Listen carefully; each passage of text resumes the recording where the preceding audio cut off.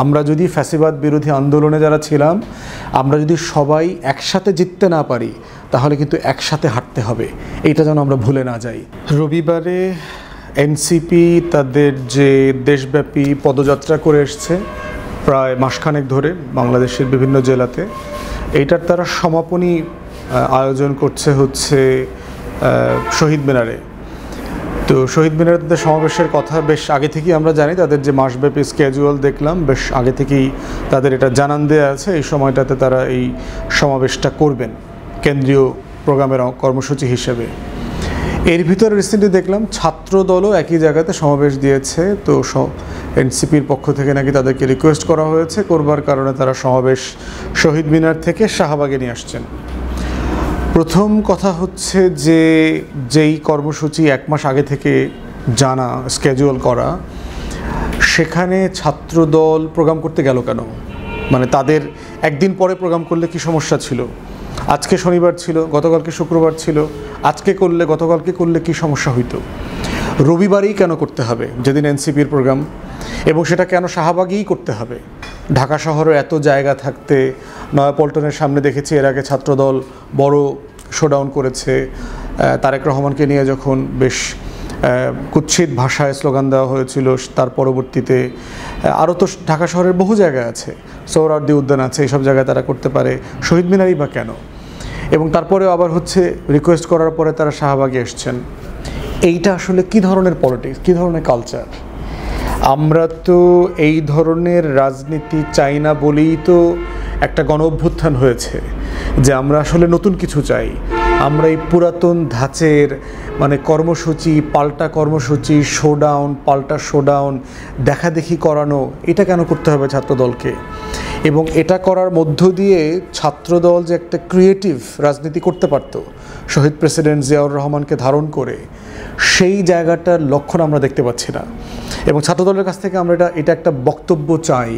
এবং সেটা রবিবার, একটা চিন্তা করেন, ঢাকা শহরে এমনিতেই ট্রাফিকের কারণে একটা অচলায়তন চলছে। সপ্তাহের প্রথম কর্মদিবস রবিবার হবার কারণে এইটা যথেষ্ট জটিল অবস্থা ধারণ করে। 2টা বড় শোডাউন যদি শাহবাগ শহীদ মিনারে হয়, এতে কিন্তু ঢাকার পুরো কেন্দ্রীয় এলাকা বলতে আমরা যা বুঝাই, এটা পুরোপুরি স্টাক হয়ে যাবে।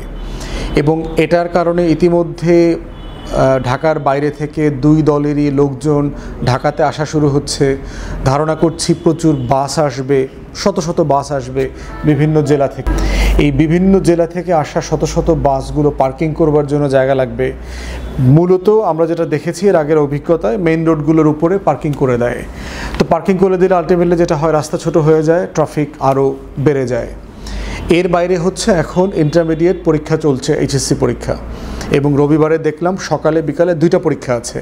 তাহলে এখন চিন্তা করেন যে কি পরিমাণ ছেলে মেয়ে এই বাস্তবতার মধ্যে পরীক্ষা মিস করবে, ট্রাফিকে আটকে যাবে, এবং যে অনিশ্চয়তা, যে পরিমাণ টেনশন কাজ করবে এদের মধ্যে।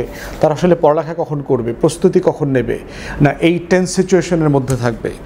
তাহলে এই বাস্তবতায় বিএনপি দেশের সবচেয়ে বড় রাজনৈতিক দল হিসেবে তাদেরকে অনুরোধ করব, যেই ট্র্যাপের রাজনীতি, ফাঁদের রাজনীতি আমরা দেখতে পাচ্ছি, যেটা কারোর জন্য শোভন না, কাম্য না, দয়া করে আপনারা এখান থেকে চলে আসেন। কালকে রাজধানীবাসী যে ভোগান্তির শিকার হবে, এবং আমি ধারণা করছি শত শত ইন্টারমিডিয়েট পরীক্ষার্থী ছেলেমেয়েরা কালকে পরীক্ষা মিস করবে অথবা লেট করবে।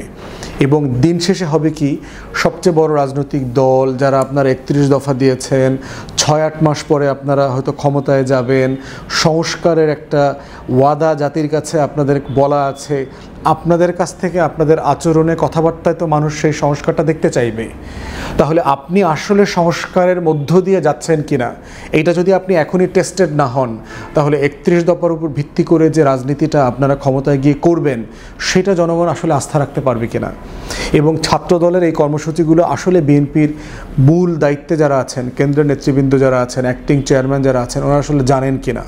তো সেইখানে এই বাস্তবতাকে সামনে রেখে আমরা বোধ করছি যে রাজনৈতিক দলগুলোর ভিতরে যে সহনশীলতা দরকার, জনগণের ভোগান্তিকে মাথায় রেখে প্রোগ্রাম কর্মসূচি বাস্তবায়ন করা দরকার। এবং সেক্ষেত্রে যদি প্রোগ্রাম একান্ত করতেই হয়, সোহরাওয়ার্দী উদ্যানে নিয়ে যান অথবা অন্য কোনো খোলা মাঠে নিয়ে যান, যেই মাঠে গেলে পরে টোটাল এই কর্মসূচির কারণে জনগণের উপরে, ঢাকাবাসীর উপরে কোনো প্রভাব পড়বে না, এবং সেইটা কতটুকু মিনিমাইজ আপনারা করবেন। এবং এরপরে তো কিছু টেনশন আমরা দেখতে পাচ্ছি এনসিপি এবং বিএনপির মধ্যে গত কয়েক সপ্তাহ, কয়েক মাস ধরে। তো সেই জায়গাতে নতুন করে কোনো টেনশন ফ্লেয়ার আপ করবে কিনা, টেনশন বাড়বে কিনা, সেই জায়গাটাও কিন্তু মাথায় রাখতে হবে। গত বৃহস্পতিবারে আমরা ঐকমত্য কমিশনের সর্বশেষ সেশন দেখলাম, আরও দু একবার হয়তো বসবে কমিশন, কিন্তু মোটা দাগের আলোচনা সর্বশেষ হয়েছে এবং সেখানে কিন্তু সমাপ্তিটা খুব সুন্দর হয়েছে। সবাই মিলে ছবি টবি তুলেছেন, হাসাহাসি করেছেন, হ্যান্ডশেক করেছেন, সবাই সৌহার্দ্যপূর্ণ একটা পরিবেশ দিয়েছেন।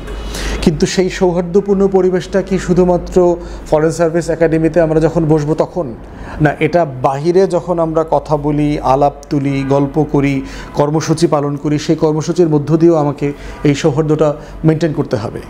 তাহলে আজকে যদি, কালকে যদি রাস্তায় টেনশন তৈরি হয়, রাস্তায় যদি বড় একটা দলের সাথে, নবীন উদীয়মান এনসিপির সাথে কোনো সংঘাতের পরিবেশ তৈরি হয়, তাহলে কি সেটা বৃহস্পতিবারে ঐকমত্য কমিশনের মিটিংয়ের বাস্তবতা ধরে রাখবে?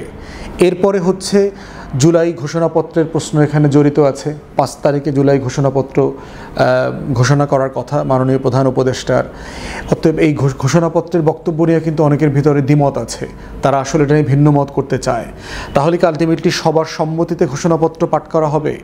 সনদ বাস্তবায়ন নিয়ে আলোচনা আবার বসবে কমিশন আগামী কয়েকদিনের মধ্যে। তাহলে রাস্তায় যদি রবিবারের সম্পর্ক নষ্ট হয়, সেটা কি আগামী সপ্তাহে কমিশনে আলোচনা করে, এজেন্ডাভুক্ত করে, সনদ বাস্তবায়নের পদ্ধতি নিয়ে আলোচনা করে আমরা সমাধানে যেতে পারবো? সে তো সমাধানে যেতে পারবো না। তাহলে কালকের কর্মসূচিটা কিন্তু সিম্পলি 2টা রাজনৈতিক দলের কর্মসূচি আকারে দেখবার সুযোগ নাই, এটার সাথে অনেকগুলো বাস্তবতা জড়িয়ে আছে, ঘটনা জড়িয়ে আছে।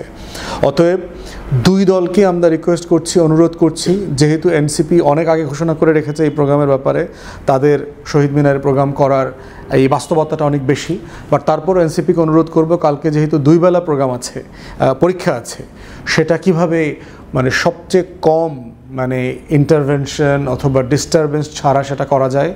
আর বিএনপি তার ছাত্র সংগঠনকে কালকে যদি প্রোগ্রাম করতেই হয়, আমরা আশা করব কালকে প্রোগ্রামটা দয়া করে বাতিল করেন, আপনারা ছুটির অন্য কোনো একটা দিন করেন, একই দিনে করিয়েন না, অথবা যেদিন ইন্টারমিডিয়েট পরীক্ষা থাকে না তেমন একটা দিনে করেন, যে কোনো একজন স্যাক্রিফাইসটা করেন ন্যাশনাল ইন্টারেস্টে, জাতীয় স্বার্থে। তাহলে যেটা হবে আমরা সবাই উপকৃত হব। তা না হলে যেটা হবে, আমাদের মধ্যে টেনশন বাড়বে এবং এই টেনশনটা আমাদের কাউকে বিজয়ী করবে না দিন শেষে। আমরা যদি ফ্যাসিবাদ বিরোধী আন্দোলনে যারা ছিলাম, আমরা যদি সবাই একসাথে জিততে না পারি, তাহলে কিন্তু একসাথে হাঁটতে হবে, এইটা যেন আমরা ভুলে না যাই। এখন এটা আপনাদের চয়েস, বড় রাজনৈতিক দল আকারে আপনাদের দায় বেশি, দায়িত্ব বেশি, এবং দরদের সাথে আপনারা বাংলাদেশে কি নতুনভাবে সাজাবেন এমনটা আমরা আশা করি। ধন্যবাদ।